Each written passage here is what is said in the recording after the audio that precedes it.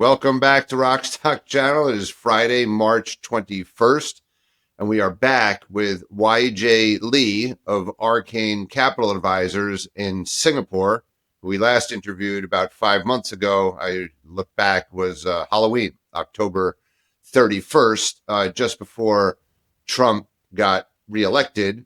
And YJ has been outlier bullish on lithium in a market he sees. We caught up with him a couple of days ago, and he's been basically saying, consensus Wall Street or global the street consensus is too bullish lithium supply and also too bearish EV demand. We went through his numbers. The lithium demand for last year was something like 1.2 million tons.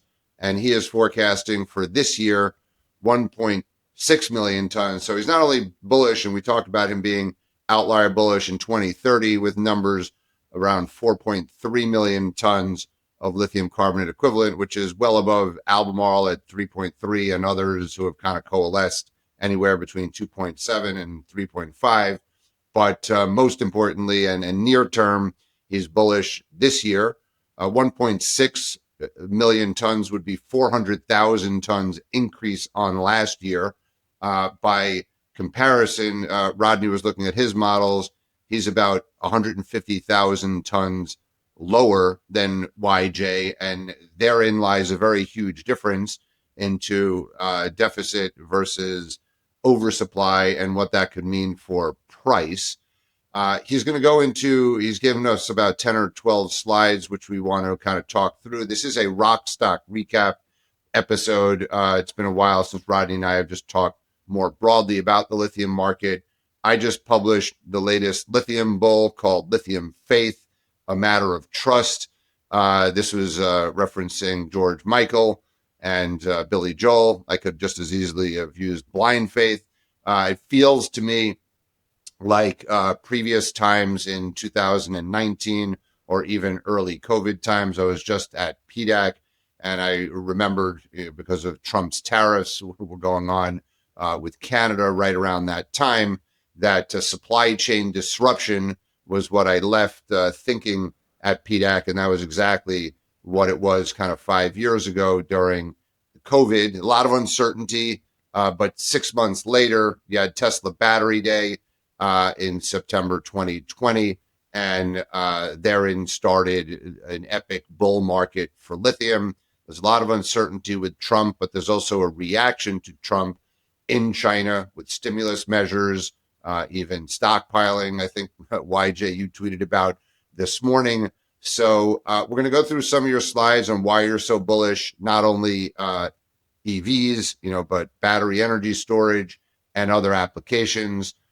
We have been tweeting through the @Arc Equity Rocks handle on Twitter. The short interest on a number of stocks have gone down on a regular basis, but nevertheless, the lithium spot market and the futures have kind of been sideways to down. It's hard really to discern, but your view, and there was an article on Stockhead I saw this morning, is that by Q4 of this year, we may have a turnaround. So that's kind of in line with my, George Michael or Blind Faith, A Matter of Trust. This demand surprise is what we've all been waiting for. And again, going back to how I feel, a few years ago, like 2018, 2019, everyone was that kind of calculating, is this mine going to shut down? Is that going to where, that they're analyzing small amounts of, supply demand imbalance. But then we saw, and others saw, this wave of demand from electric vehicles just swamping, overtaking the market. And I think you see that demand surprise coming, and we want to kind of dig into that today. So welcome back, YJ. We're going to pull up some of your slides here, starting with your Arcane Green Metal Fund and your track record. You and your colleagues have been around since 2009, up 241% over that time frame, which is about an 8% per annum. And since 2019, you're up 15% per annum. I'm not sure why there's a distinction between the 2009 and 2019. Maybe that's a 5-year track record now, but it's the Solar and Sustainable Energy Fund. Why don't you just remind us, of your background, what you invest in, and then we'll go into the rest of the slides and then have a broader conversation. Right, cool. Thanks, Howard. So our fund, the main fund at Arcane Capital here is the one that's based in Luxembourg. As you mentioned, the Solar and Sustainable Energy Fund is the one that's been around for 15 years. My partner and founder, Christopher Rathke, he started this fund back in '09, and that was, if you recall, the financial crisis. It was just coming right out of it. So that fund kind of outperformed in the early years. Went up a couple 100%, and I think he was the best fund manager in Europe at that time because of this massive outperformance.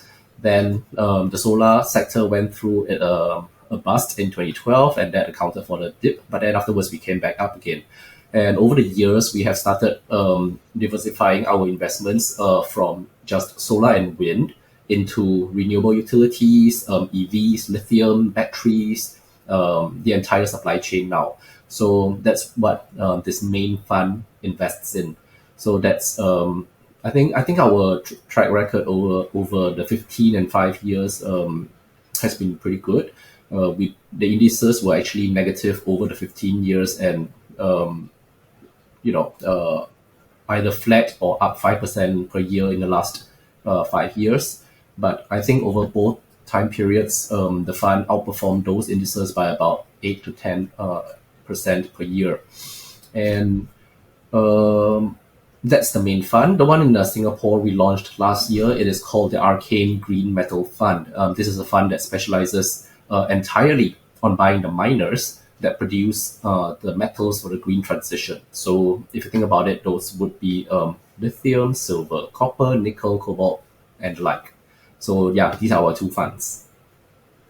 I was just looking at that as listening to you, and you're saying you significantly outperformed. I'm looking at this S&P Clean Energy Index from 2009. It's minus 24%, but over 15 years that's terrible. But over the last 5 years, it's up 30%. So we've had waves under Biden, and this is one major thing that I'm thinking about is that under Biden you had the Green New Deal, whatever, the Inflation Reduction Act, very climate focused. Everybody through the pandemic, there were all these clean energy funds that came into the market, and a number of them started investing in lithium stocks. So you could have an EV company. So the funds flows from an ETF perspective went into EV companies, battery companies, solar companies, wind companies, and then they started saying, "Oh, Albemarle's, fits into that, right?" Or Livent fits into that, and that wave of money combined with all the financial stimulus, monetary and fiscal stimulus, led to meme stock, kind of activity. Lithium America is going up to like 4 billion market cap, et cetera. But a whole host of those stocks and bankruptcies, SPACs like Fisker and Canoe, and I don't know, so many others went out of business, but so did a lot of the solar and other companies. So the performance of the clean energy thematic has been not so good. So the outflows have exacerbated the fall of the equities from a U.S. market perspective.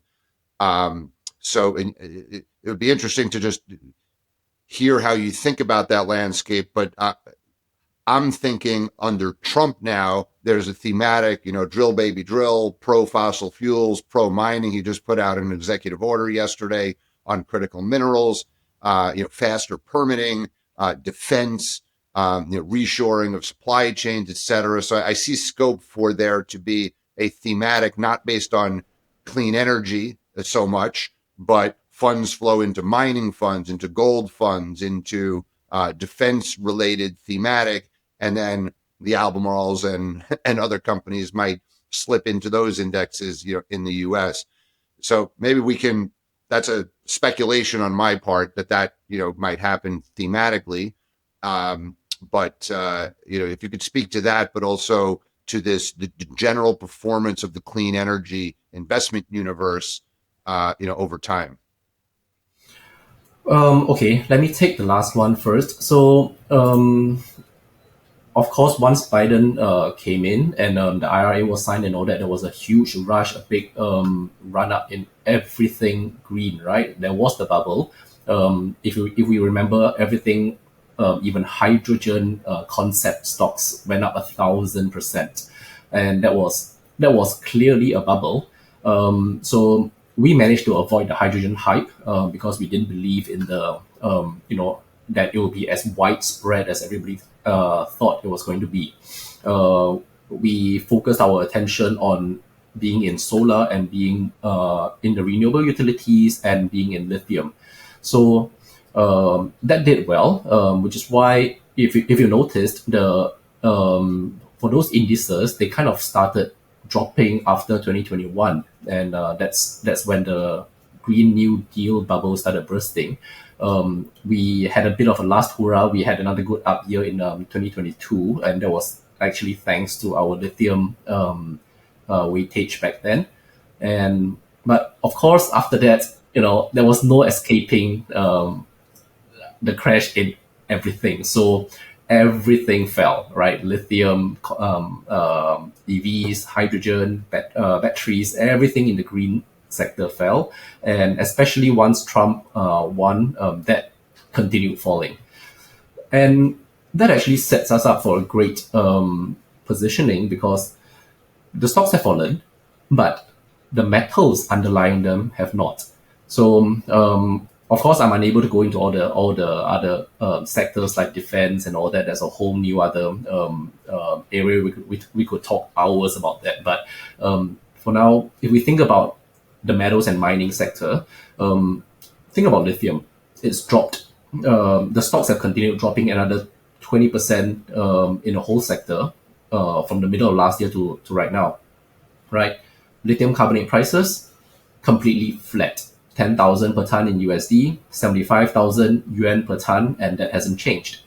But stocks have got cheaper.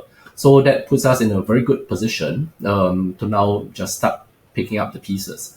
And if we want to look at the other great metal that you mentioned, which is silver, the demand for silver continues to go up because of the solar story.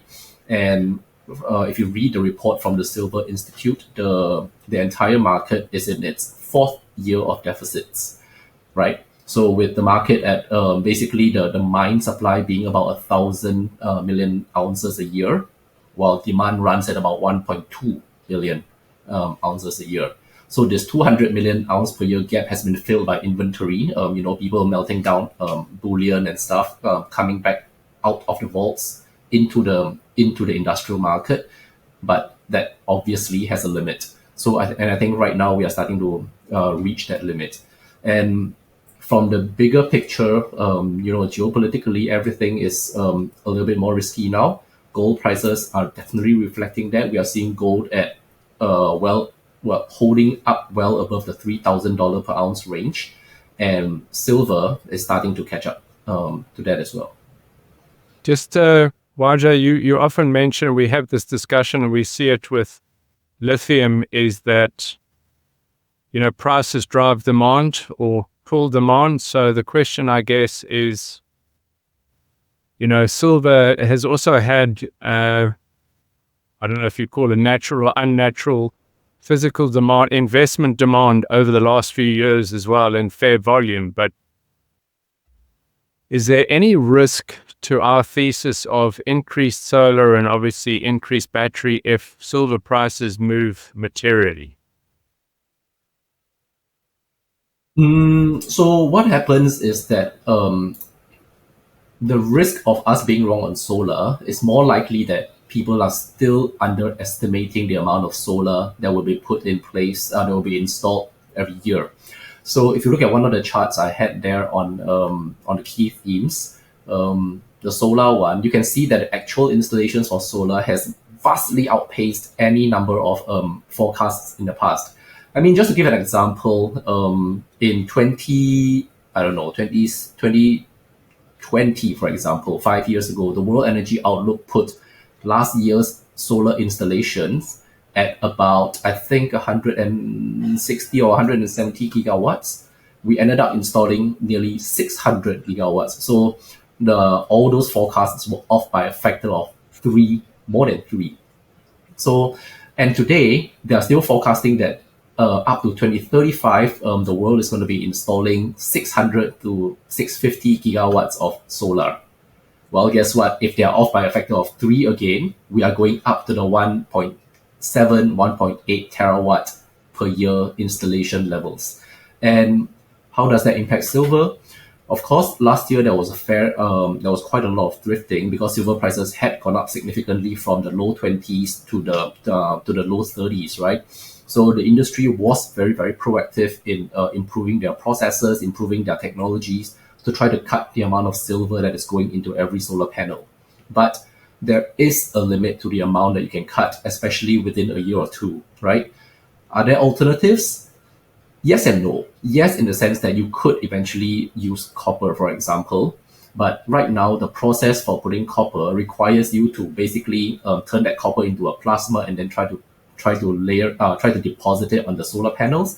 And there is just no way to efficiently manufacture thousands of panels, per minute using this process. Not like you can do with silver, because silver, they just do it as a paste and it goes in like that. Right. So so there's a very hard physical limit to the thrifting that can be done in the solar panels for silver, and therefore it remains the key mineral for the solar industry, and therefore it sits very firmly in our green metal fund. And just on that topic, we've seen various things tried and tested. Your thoughts on potential to do thrifting in lithium? Is it more a substitution to sodium ion as opposed to much more room left to thrift? Sodium. Well, thrifting and sodium, those are two entirely separate topics, but let's try to take them one by one. Thrifting. There is of course also a hard physical limit on the amount you can thrift, because what's required is the more lithium you can actually put into the pack, the better its energy density, and everybody wants to do that. The only way you can thrift, so-called, is try to reduce the amount of waste happening at maybe the recovery factors at the refinery, maybe the waste at the battery manufacturing, or maybe recycling those wastes from the battery manufacturing back into the process. And that I do see happening as well, which is why in the past we might have talked about, I think in five years ago, we talked about the kilograms of lithium carbonate per kilowatt hour of batteries being at about the 0.9 range. And ever since then, last year, I think it was in the 0.75 range. And going forward, it might still drop a little bit, but there are hard physical limits on that. Second, if we want to talk about technologies, the lithium technology is not yet over. The roadmap for improvement is actually steepening. We are now at semi-solid state batteries. If we go to solid state batteries, we could end up using even more lithium per kilowatt hour of batteries, because right now the positive anode and the negative anode, the cathode and the anode of the battery, have you only see basically lithium in the cathode and the electrolyte, right? And the anode is graphite based for the most part in today's technology. But if we want to talk about solid state batteries, then there's a good chance that the anode becomes lithium metal, and that probably then increases the use per kilowatt hour of batteries again. So that's solid state batteries, right? Now, if we talk about sodium, sodium as a replacement, I do see sodium having a part in the global battery space, but probably only in places where the energy density or the footprint really doesn't matter. Some people say that could be true for the BESS segment, which is the battery and energy storage systems, the grid storage and all that. But even so, you have to consider that these are already high footprint projects. They take up multiple acres. Sodium versus lithium today still the space required is about 3 times as much for sodium, right? 2 to 3 times as much at least. So there's that problem. You need a lot more connectors, a lot more equipment to link up everything. That adds to the cost. And that gets us to the point that sodium batteries right now are still very, very high cost because they don't produce at scale. The lithium segment has such a huge scale that the costs of manufacturing have been driven down dramatically. And sodium at today's prices, lithium prices, the batteries that you produce cost about, I think, 3 times as much as the lithium batteries. So right now there is not much of an economic case for sodium batteries. Yeah, we would agree with that unless lithium prices move up quite a bit. So while we're on the topic of that and flip to the opposite of thrifting, there's new uses. I see you've got that eVTOL and some of the container ships and so on. These are sort of things we haven't really been, but they are quite, if they take up, I presume the eVTOL will be high nickel batteries. Oh yes, yeah, for sure. And the containers, if it's in big enough scale, this stuff actually starts to move the needle at some point. Yeah, we are talking about one short range river container vessel having a 50 megawatt hour battery, and then you take that and multiply that by a few hundred of those, then we start talking real numbers. Let's. I want to show some of the pictures in your slides as we go through each of those categories, YJ. But your point on sodium is interesting. Everyone used to say, like, okay, for grid storage, weight, doesn't matter so much, which it might not, but space matters, right? So if you need more land, it becomes much more expensive, and the land footprint, not so good. So I was I forgot at the intro to say, like, we talked to a few of our favorite kind of sell side analysts about kind of coming on here, and they didn't want to do it, right? Because the general consensus out there in the lithium market is that the price might tick up a little bit this year, but there's all this latent supply that any rise could be overwhelmed by that latent supply, so we might not get a price rise or a big deficit until 2027, 2028. That's one camp of people. And then, we just interviewed Iggy Tan of Lithium Universe. I also saw Ken Brinsden at Patriot, that PDAC, and others who have long histories in this industry saw like the capacity builds in conversion capacity. Ken Brinsden referenced that. In 2020, he's now seeing battery capacity increasing enormously with BYD and CATL, building factories. They're just both of them raising $5 billion. And he said, like, they would not be building that capacity if they didn't have orders for that. And then, therefore that's going to translate into cathode, and lithium chemicals, quite soon. I'm going to put up a quick slide. We had Motion's Iola Hughes. We got a lot of very positive feedback about that podcast. So for anyone watching this who haven't watched that Motion on battery energy storage, I'd recommend that you do that. And I want to start, rather than with EVs, because that still is the biggest market, but battery energy storage is less well understood, harder to analyze, but you've dug into it a lot, more deeply than others. But we have a slide here from Motion Benchmark, which a visual capitalist that shows the growth in China, from 200, just in the next 2 years, the pipeline growing from like 215 gigawatt hours to 721 gigawatt hours, adding another 500 plus, the tripling basically in China. but also the U.S. tripling from 82 gigawatt hours to 245, and then places like the UK going from 7 to 100.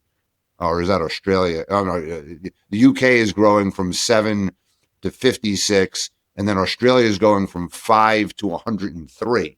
Right, Australia is going to grow 20 times from the battery energy storage market. This is in terms of gigawatt hours, and you had some debate with some guy on Twitter. I was like, what is the lithium intensity of all of those gigawatt hours? If you can kind of walk through that, and we can show your slides here of 4 different battery energy storage, areas. How does this translate? The as I understand now, battery energy storage is about 20% of the lithium market, something like 225,000 tons of lithium demand. But if these gigawatt hours are realized in terms of battery energy storage, like how much lithium demand is that relative to the EV demand? So let's just go through all the components. But starting with battery energy storage, then your bullishness on EV sales, and then the other category, e-buses, and other applications. All right. Remind me to talk about the cars and the buses later. I'm just going to focus on the storage segment for now. So while we are at this slide, which shows the 4 grid batteries that I wanted to talk about, it really highlights how large these batteries have gotten over the years. So in 2021, Australia put up the Victorian Big Battery. It provides about 300 megawatts of power and 450 megawatt hours of capacity of storage. So that's equivalent to 1.5 hours of discharge. Now that's how we should think about it.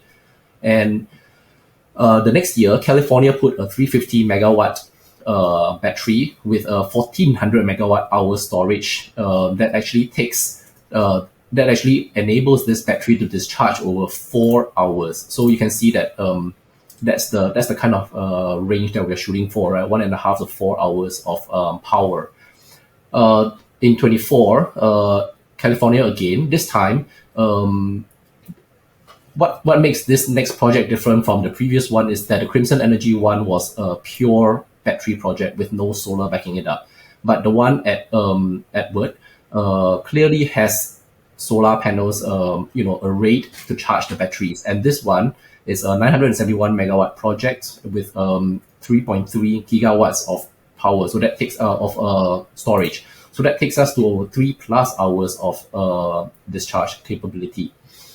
And of course, this year, Saudi Arabia just put up a 500 megawatt, 2 gigawatt hour project that is 4 hours again. So now you start to get a feel, big projects, these big players are all targeting the 3-4 hour storage kind of level, which makes sense actually, because if you're producing a lot of solar in the middle of the day, you want to shift the 3 to 4 hours of it to the peak evening hours. That's when you maximize the economics of your big battery right there, right? So that's generally how we should look at the BESS market, how large it can be. How much lithium are in these yes, facilities? I forgot to mention that. So let's look at Saudi's project, the 2,000 megawatt hour project. You take 0.75 of that takes us to about 15,000 tons of lithium carbonate, which is a not insignificant amount of lithium. Okay, 15,000 tons, this one project. And you mentioned some of these have solar attached to it. Others are just, the ones that don't have solar attached to it, what are they connected to otherwise? Yeah, just basically the grid. So you can top it up with hydro from a distance away, or even your gas-fired power plants if they for whatever reason they're running and there's excess. But of course, it makes more sense to link these up to solar, because right now in many places, solar power produced midday is essentially sold into the grid at zero cost, or even negative for markets that have gone negative in the in the EU, in California as well. And because they are producing so much solar, it has to be curtailed in the midday.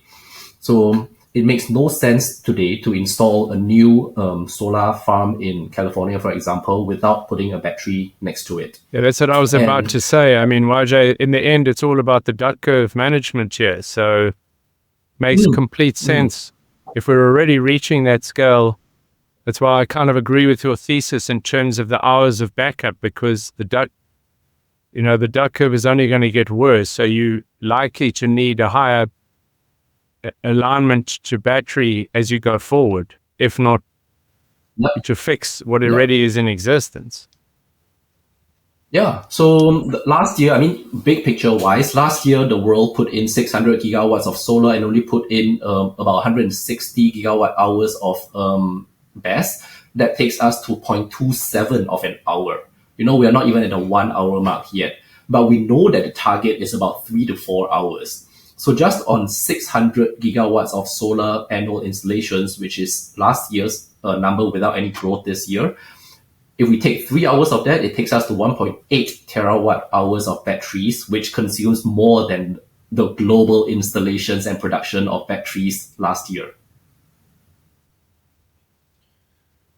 Okay, I want to, your knowledge of what's happening in China and also this one in Saudi Arabia, Middle East is great. I've been focused lately listening to what's happening in the U.S., and I've referenced this in some videos and some of the writings. Next Era Energy, America's largest utility, which has nuclear plants, has gas plants, has been very actively saying that the fastest and the cheapest way to deploy new power, right, is renewables plus storage. And if you're focused on AI data centers and uninterruptible power, this is the way to go. And they have a pipeline of, I think it was 20 gigawatt hours over the next few years at present, to deploy there. And we were calculating that's equivalent to something like 60,000 tons of lithium demand. That was spread out over a couple of years. So utilities like Next Era are becoming significant, lithium consumers. And in America, the data center, I think I have another slide here which shows like we're leading in data centers worldwide, right? We have so many, and but for AI, I remember I watched Elon Musk with his Grok 3. He came out. He kind of discussed his plant in Tennessee, which I think is gas fired or diesel fired, but he used power walls, to back up the heating and the cooling. I forget. Maybe we could insert this into that segment from that discussion. Then we needed power. We needed at least 120 megawatts at first, but the building only had 15 megawatts, and ultimately for 200,000 GPUs, we needed a quarter gigawatt. So we leased a whole bunch of generators, but then we also need cooling. So on the other side of the building, it was just trailer after trailer of cooling. So we leased about a quarter of the mobile cooling capacity of the United States. And I may think, now it's going to work. Nope. The issue is that the power fluctuations for a GPU cluster are dramatic. To buffer the power, we then used Tesla megapacks to smooth out the power. There's the AI data center angle to this, but there still is this tribalism in America. It's hard to know. The CERAWeek, the S&P Global, which is an oil and gas conference, is becoming as much a power conference. This is where Next Era and then some nuclear, like Constellation was talking, but Chris Wright, the new energy secretary, gave like a full-throated, drill baby drill. So where it's going to play out, how is it going to shape up? There seems to be like, what are we going to build? Are we going to start seeing a huge rollout of solar, and batteries in the U.S.? But you're saying in China, and we discussed this, America's saying, hey, we want to have energy dominance. You're basically saying China's already there, right? From solar. So what's you've shown 4 slides here, the big one in Saudi Arabia. what's happening elsewhere in the Middle East, but also in particular, like in China, that underpins this huge growth that we showed in the row motion slide. Yeah, so you mentioned a lot of points there. To talk about next era, I think sorry, just slight correction. I think to what you said. I think next era mentioned something about 20 gigawatts of power requirements, and I think we estimated that just using a 4-hour assumption, it gets us to 80 gigawatt hours, and therefore using 60,000 tons of lithium for that, and that I think underpins the whole idea that storage is the way forward, and you need a lot of lithium to back it up. Now, the other side of the question, energy dominance. What my slide shows you is that China, with its very, very low cost of production of the solar panels, with no tariffs, and with a low interest rate of 1.5% on the 10-year yield, has managed to drive down their generation cost to about 1 to 2 cents per kilowatt hour. The US, which is with its higher installation and labor costs, tariffs, and also higher cost of capital, still generates power above 4 cents per kilowatt hour at solar. And then if you talk about gas and coal, that's even higher. We're talking 5, 6, 7 cents per kilowatt hour. Don't even talk about nuclear. It takes us to 10, 20 cents per kilowatt hour. So on this approach, China has already won the energy dominance war, right? They are essentially taking solar panels so cheap that the Europeans use it for fencing, right? Laying out hundreds of gigawatt hours per year, generating power at 1 to 2 cents per kilowatt hour for essentially free, no input costs, free sunlight, free electricity. Whereas if you want to drill, maybe drill and burn coal, clean coal, if you like, even though there's no such thing, but anything that requires burning, huge transportation costs, coal, gas, oil, whatever you have it, you produce at 5, 6, 7 cents per kilowatt hour. You cannot compete against zero input cost solar. So I think Next Era Partners is completely right on this. The only way to scale in the short term without having to wait for 5, 10 years or nuclear if the SMRs are ever going to come out is solar with batteries. Okay, great. Another component you said of the China dominance there is that their interest rates 10 years are like 1.5%. So part of the problem and the cost increases in America has been this cost of capital. Okay, so I'm back. My battery on my laptop died, so I'm here in my kitchen desktop computer. So let's go through your global lithium supply deficit, lithium demands comeback, your battery energy storage slides or slide. Let's kind of just talk to, again, you're at like 4.3, in 2030, but most importantly, in the short term, you're calling for Q4 of this year, a turnaround into deficit based on a 1.6 million tons market, that's up from 1.2. And again, most others out there, I mean, you're talking about a 30 to 33% rise in lithium demand when SQM and others are calling for maybe 15 to 20% rise. Yep. So why are you right and them wrong on this demand surprise? Okay. Well, let's start with the lithium supply. What we do here is that we track, hopefully, every single mine in the world that we know of, 119 mines across 96 companies. And I think our forecasts are already pretty generous in the sense that if the company says they will produce this much by this year, we give them the benefit of the doubt and put that in. It therefore assumes that the price is high enough to support such production. So, for example, if a DLE producer or higher cost producers says that, oh, we're going to start producing in 2027 or 28, 30,000 tons per year. And, the price is barely enough to support any economics there, but we have it in the supply model as them producing in that year. So I think we are generous on the supply side.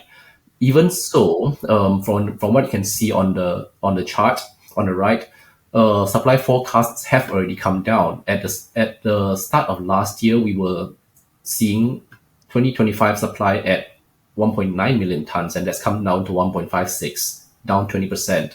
And for 26, it's come down from 2.6 million tons to just 2 million tons per year.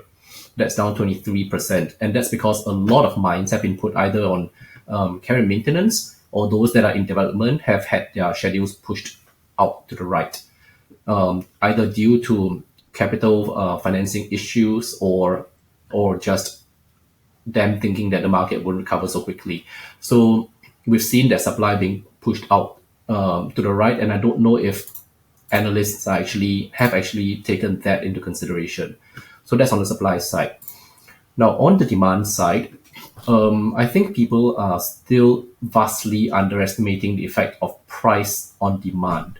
What I mean is that, this is standard economics. When the price of something goes up, demand gets choked off, yes. But when the price of something collapses, demand goes up because it's so cheap now. And how that applies to our lithium and car market is that lithium prices have dropped so much. Battery prices on average fell 40% last year, right? And for LFPs at the pack level, they've gone down to as low as $60 per kilowatt hour. That is extremely cheap. Car prices have come down because of that as well. You can see the price war happening in China, of course, led by BYD, Li Auto, and all the other major Chinese players. And that's because they've grown their manufacturing scale. The price of batteries have gone down, and they are so super competitive in China that they are now showing the world how cheap EVs can be versus ICE. And they have got to the point where a brand new EV can be as cheap as 70,000 yuan or 10,000 USD. I do not believe that this will have no effect on demand. When consumers are faced with an upfront cost that is cheaper than an ICE, operating costs that are 1/4 that of running a petrol car, maintenance costs much lower because it has much fewer moving parts than an ICE car. Who in their right mind would choose to buy a petrol car, right? But analysts are still forecasting EV demand growth this year of some low 20% points globally. Now, I think this year, EV sales will actually accelerate again from last year because of low prices, because of better distribution, and also because charging infrastructure and all the other problems that we've had with EVs in the past have just started to slowly fade away. So, so the EVs side is one source of positive demand. YJ, if I can just throw something out there, the adjustment in Europe with allowing of an average in the 3 years now, they're giving them a 3-year window in which to meet the emission targets. So not just this year, it's 25, 6, 7 in the average. How do you see that playing out? Is that gonna adjust your numbers at all, or not really? Not really. It's not policy that is driving the EV market right now. It is pure economics. If you look at it, if you look at things, for example, in China, they've had all sorts of incentives as well, and the incentives come and go. But right now, we are talking cars so cheap, so much cheaper than their ICE counterparts, and so much more pleasant to drive that it just makes no sense not to switch with or without any sort of policy pressure. That's great if that's true, YJ, because that's ultimately what we're, the knock on this is that it was so policy driven. But but you needed that policy support in the short term for a nascent industry to incubate it, and So, but we're not getting those super cheap, EVs yet here in the U.S. But hopefully that will happen in time. You were talking about like this But Xiaomi, Howard, you know why? If the US ever allowed the Chinese to enter the market, it will completely destroy the car makers there. yeah, for The sure. question, the only And question with that, Rajay, and it's come up with BYD in Hungary, is now they're suggesting that there's been some unfair government support. So the question is, ultimately, is what would the market look like? I'm not saying it would it would change the outcome of that statement, but in terms of what is actually a level playing field, how much support is everyone getting, and what would prices be with zero support? Wow, Rodney. impossible to know. It is, but I'm just Impossible saying BYD, it's been flagged in Hungary. So, I mean, I agree. The statement that if EVs are cheaper to maintain, better to drive in terms of torque and all sorts of things, and they're cheaper on a sticker price, well, then economics suggests, preference, they will dominate. I mean, it's really, there's no stopping that shift. Yeah. Let's see. Hopefully, Tesla is going to be introducing, a mostly made in America car that will be at a price point that is mass market, and they're now getting major support from Republicans. There's been this 180-degree shift.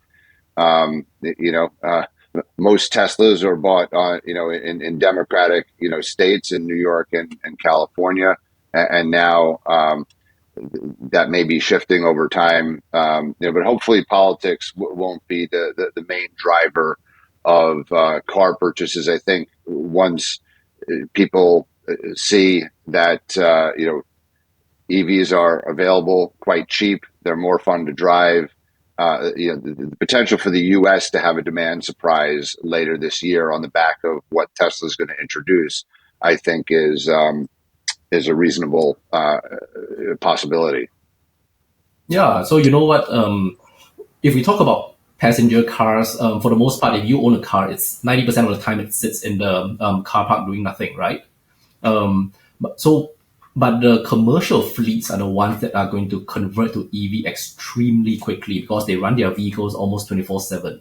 So delivery fleets, taxi fleets, all these, even though they're still using the same car or van body, they can be quite easily flipped to an electric engine.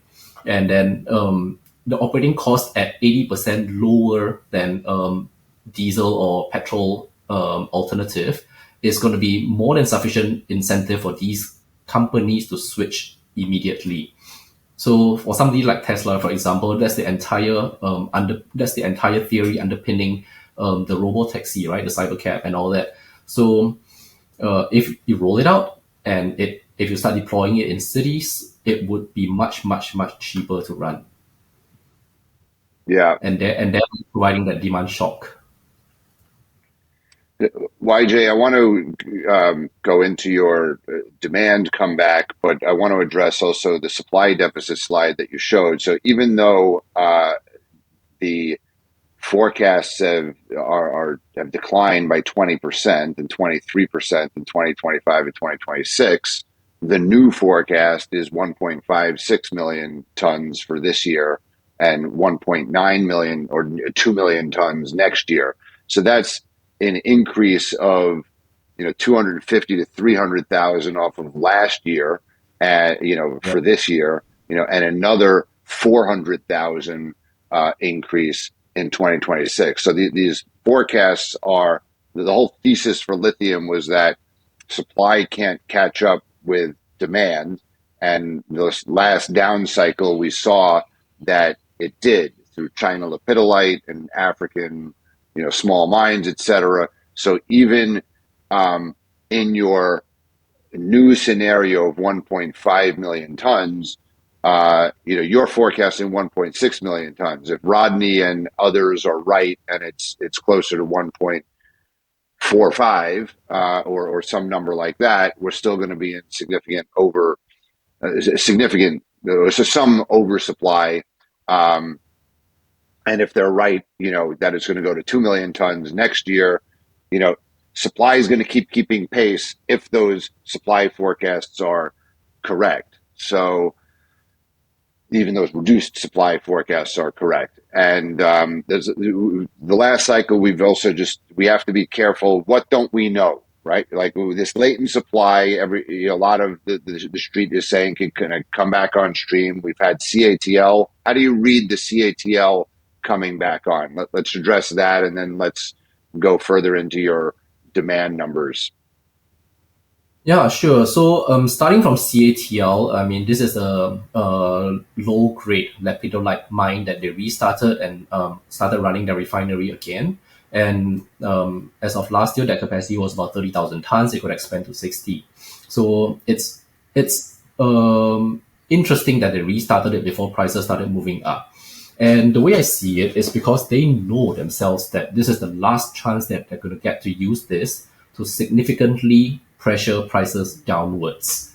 Because if the market, the demand and supply side, okay, but mostly the demand side is growing at 300, 400,000 tons per year, and this compounds upwards, right?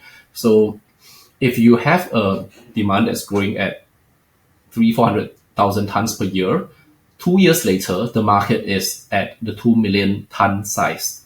Your mine, 30 to 60,000 tons, now does not make the difference. So CATL knows this. So working backwards, if they want to keep the prices for lithium down, this is the one and only time they have to use it. If the market has gone into a deficit position and then they restart, they are playing catch up. It's too late. So they know this, therefore they restart it. And that's actually, to me, a pretty good sign that the demand growth is there. So what do you think? They turned it off in September and then they turned it right back on. So what did they see on the demand side in those 4 months? Is it the new China stimulus? If you could talk about over like this week or last weekend, there were the pronouncements from China, seemed to be, focused on more cash for clunkers and the like, but not necessarily a lot of money supporting it. Like what is driving CATL to just switch, in that 4-month period to see greater demand? Okay, Howard, this is going to be a little bit confusing because there are a lot of different news articles around this, but especially, and they're all in Chinese. But let me run through a few that I've read, right? So one of them states that they restarted this because the local provincial government was actually pressuring them to restart it to help with the employment figures over there. So that's one angle, right?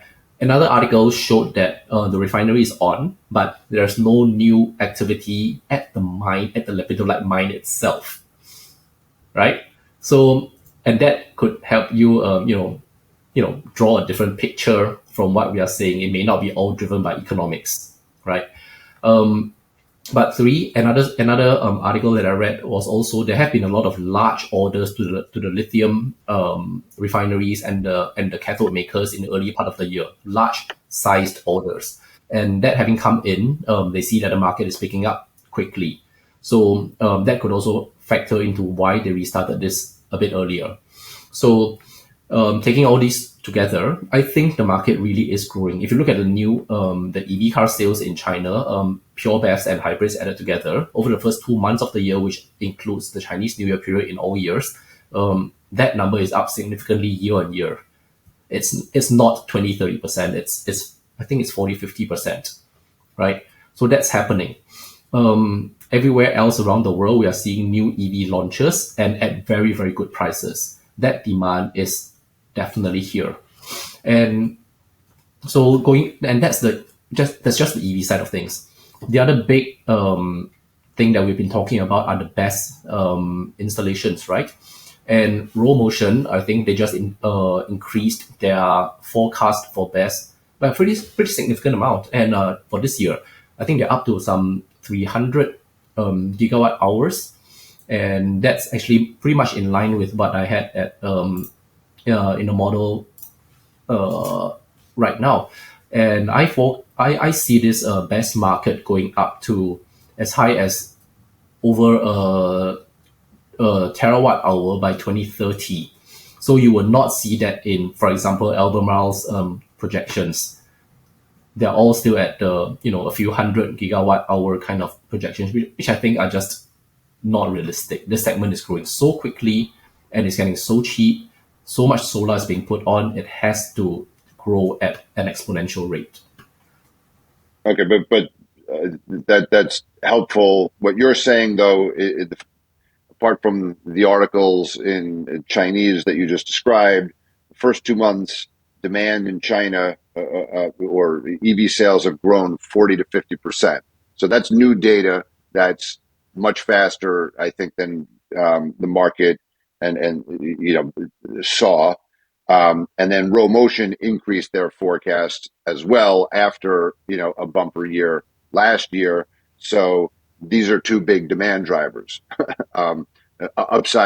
Potential upside surprises on the demand side. China EVs and rest of the world, you're saying new EV launches and these BESS installations.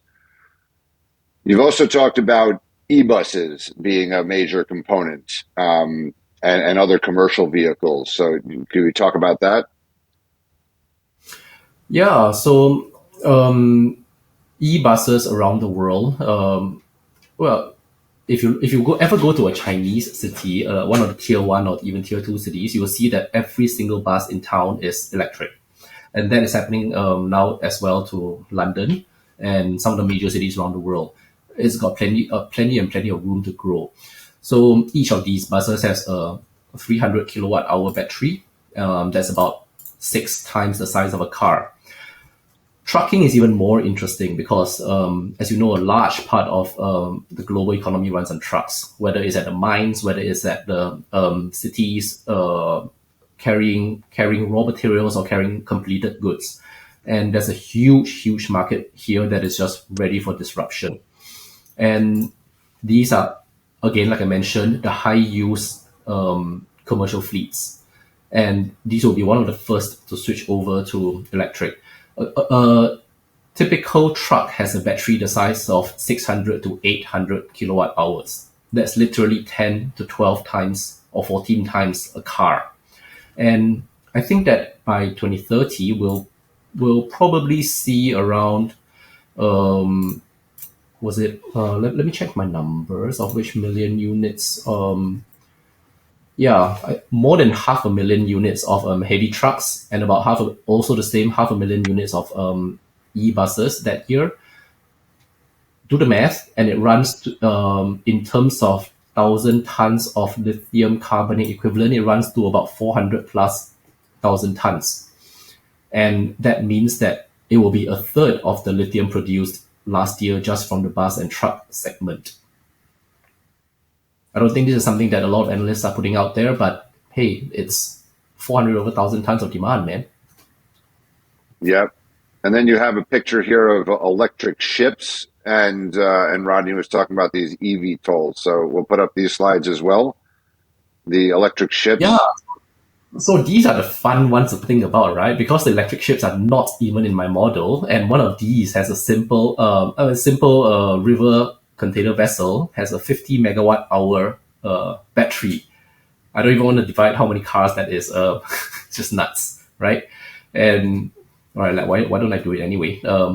833 cars. 833 cars, okay. In a single vessel, right? And we are not adding that to the model. That is something to think about. And eVTOLs, this is fancy. This is a bit out there. I don't think it'll be a huge part of the market. But what really bears thinking about is that in China, there is this push towards the low altitude economy, LAE, or in Chinese they call it the 低空经济, right? Which literally does translate into low altitude economy. And what they're thinking about here is basically segmenting the airspace above the ground for drones to deliver goods around the city, for eVTOLs to travel, or air taxis to travel around the city.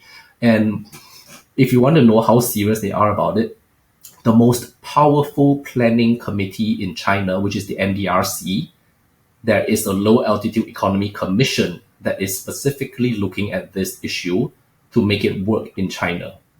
This is insane. Okay, they are really moving technology across in China so quickly.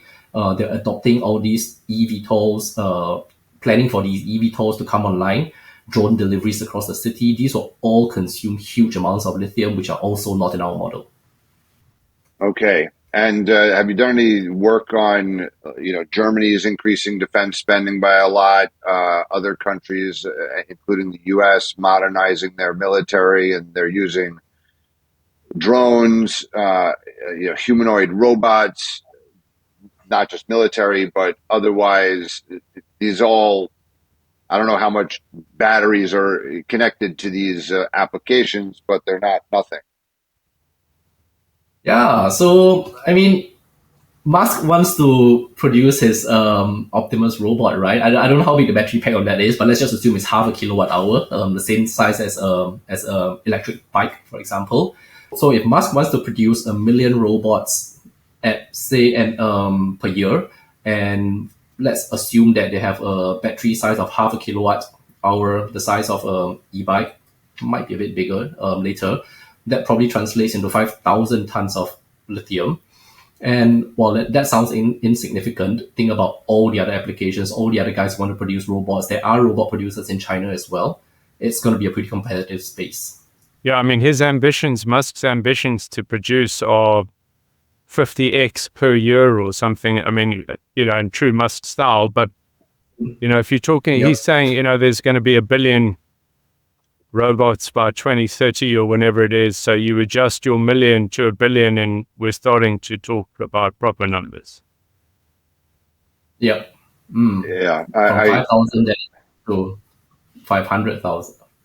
a billion robots compared to 7 or 8 billion human beings in America is a pretty big leap of thought process in the next 5 years. Musk said we'd have 20 million EVs by 2030, I think, as well. No, he said he'd sell 20 million, but that's he'd not... sell 20 million. Okay. Yeah. He also said he'd sell 250,000 Cybertrucks, and he's recalling, only 37,000 in production. So look, I think, you can obviously, he's a man who likes to, whatever you call it, shoot for the moon and end up in the stars. But there are, as YJ mentioned, a number of other people doing humanoid robots.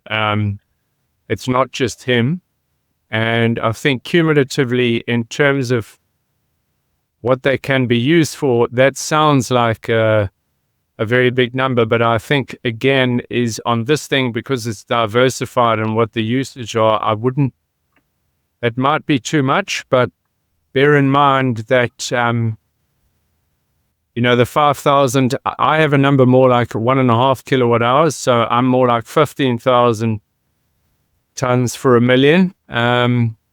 So even, 10 million out of that number is 150, and 100 million is 1.5 billion. So yeah, that's as big as the market today. And 100 million is, that's not, I don't think, completely pie in the sky. We shall see. Looking forward to a dystopian future that makes us rich because of its demand for lithium. I was thinking 2 years ago, when we were looking at supply, people say, oh, yeah, well, there's a little bit of coming from Africa. There's a little bit coming from Shanghai brines, a little bit coming from lepidolite in China. But you add up all these little bits, and it turned into, a meaningful oversupply and impact. So what we're now talking about on the demand side, a little bit here from robots, a little bit here from drones, a little bit here from, e-buses that are not, in detail forecasted by most of the street, adds up to a lot of demand in the future. So let's just conclude here, and let's just think about again.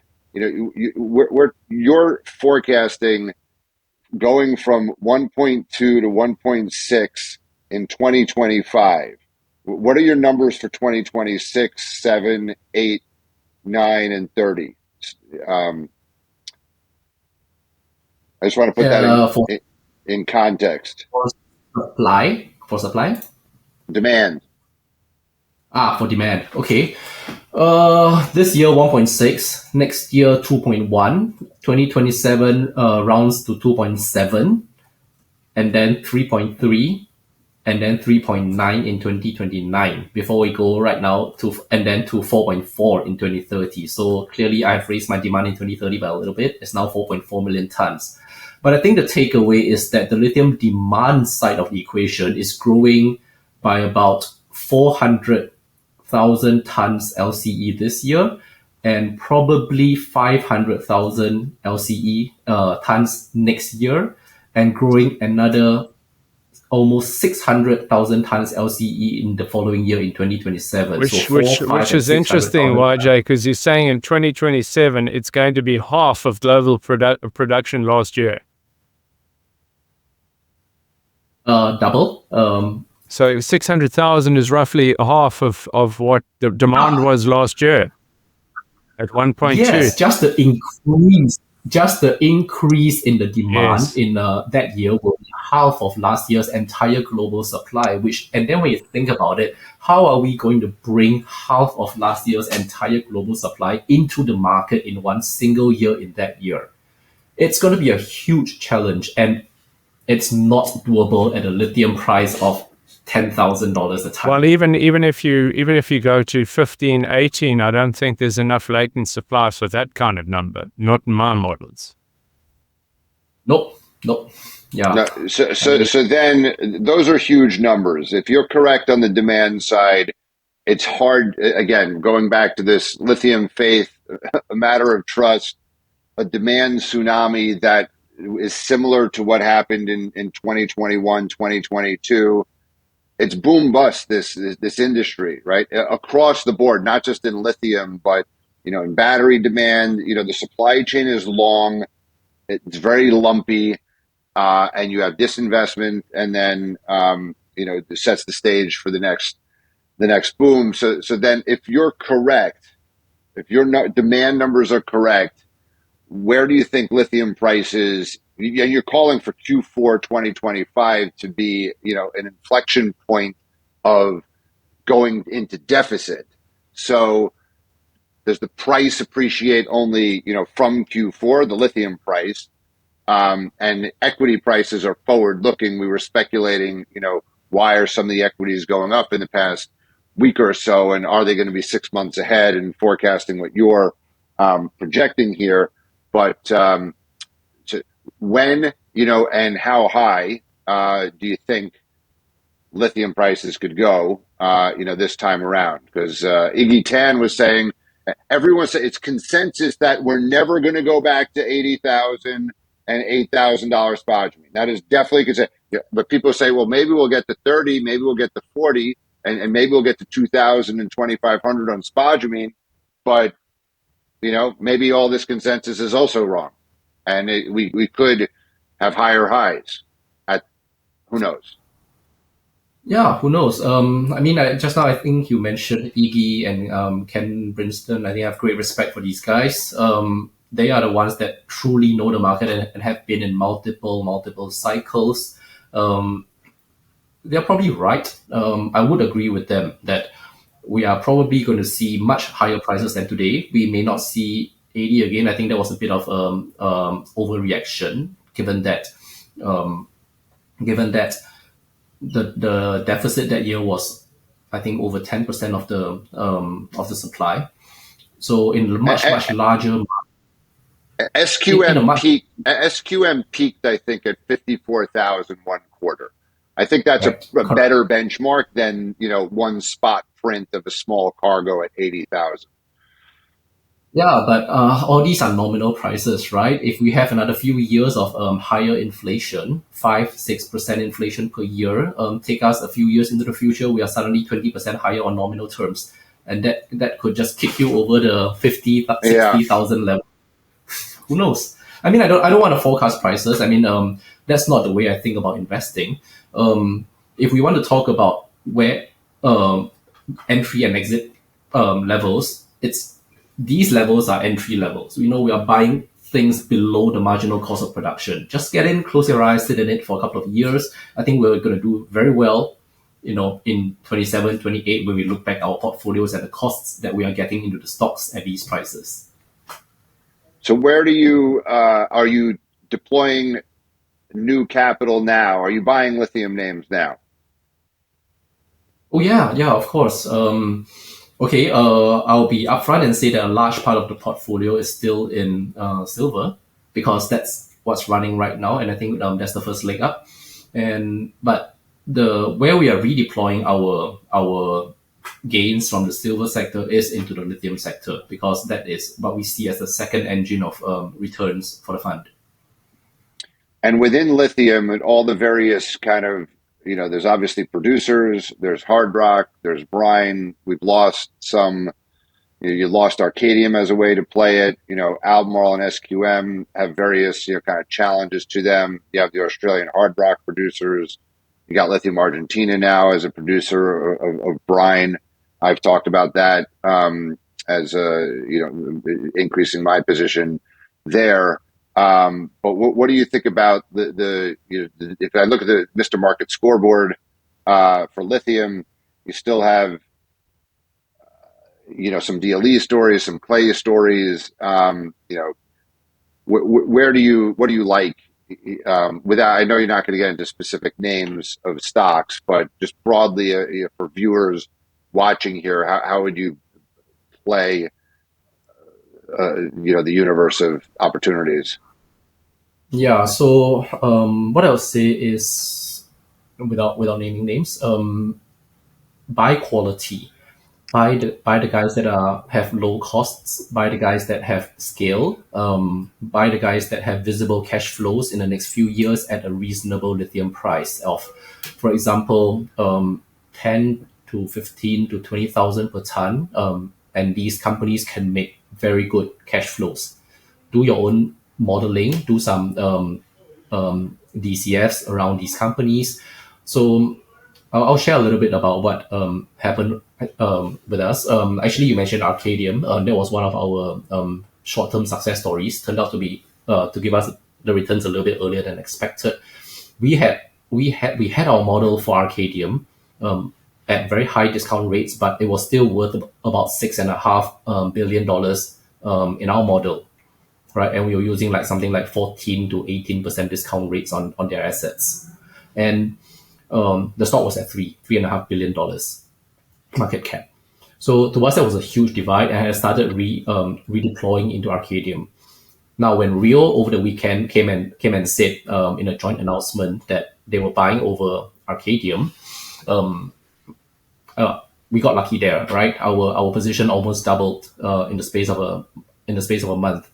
So that's something that went well, because we had a very clear view that this was a good cash generator at reasonable lithium prices, and we didn't actually factor that somebody was going to come and take them out.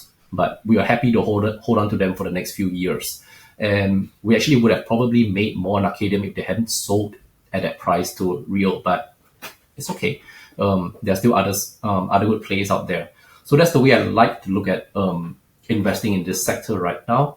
There is an abundance of good companies, good stocks at a vast discount right now, simply because nobody wants to be here. Nobody is investing in this sector right now. And for this reason, I really don't see a compelling argument to go into the higher risk DLEs or the clays that are economically unproven to me at this point in time.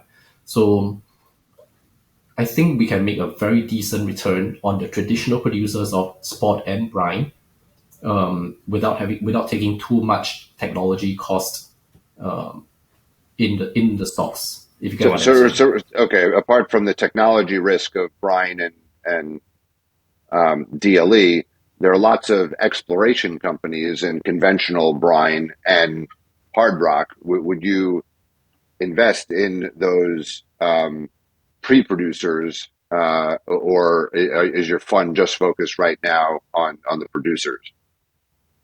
We are happy to buy the pre-producers as well, as long as the asset is of a high quality. There's a good chance of the mine being actually developed and coming onto production in the next few years. Okay, there's lots of high quality things, but there's country risk, there's permitting risk, there's timing, there, and then valuation, plays into it.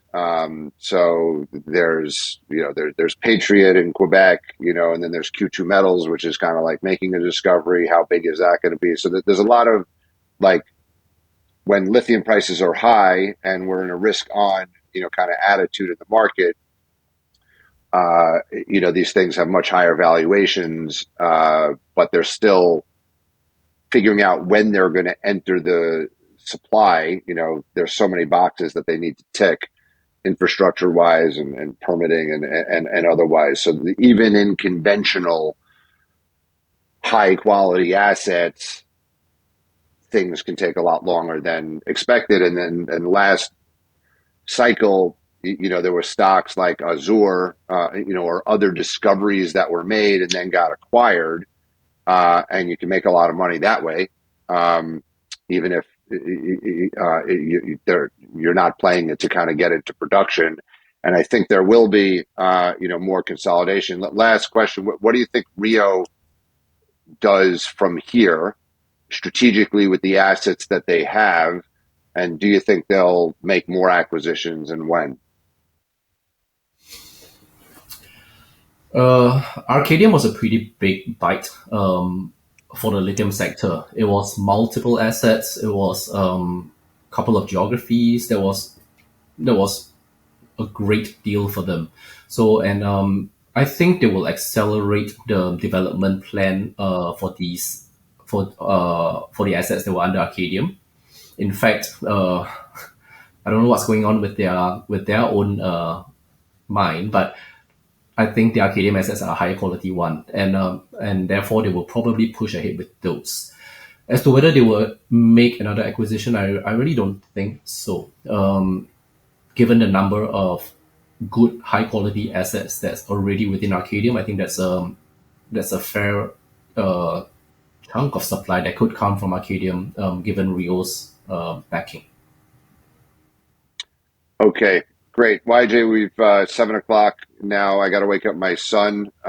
Thank you so much for this deep dive into your outlier bullish forecast, and it's great that you were willing to come, whereas a lot of the sell side, and I guess our viewers can kind of like take this as a sign. If the sell side is not willing, it's contrarian. Lithium is hated, continues to be hated at the moment.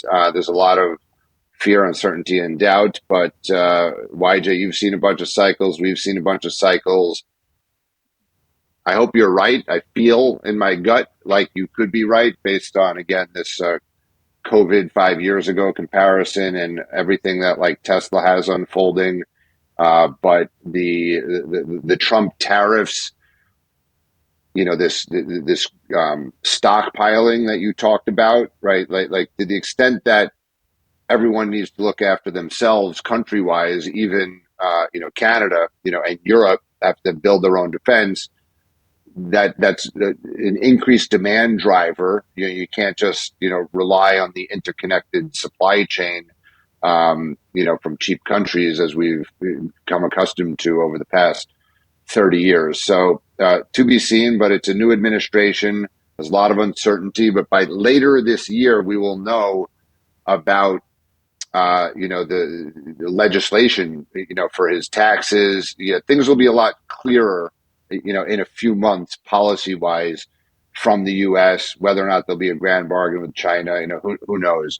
But always exciting to check in, or to keep abreast of what's happening in the market and check in with you every 5 or 6 months, YJ. So thanks again for your time. Thank you, Howard. Thank you, Rodney. It was a great chat. Okay, take care.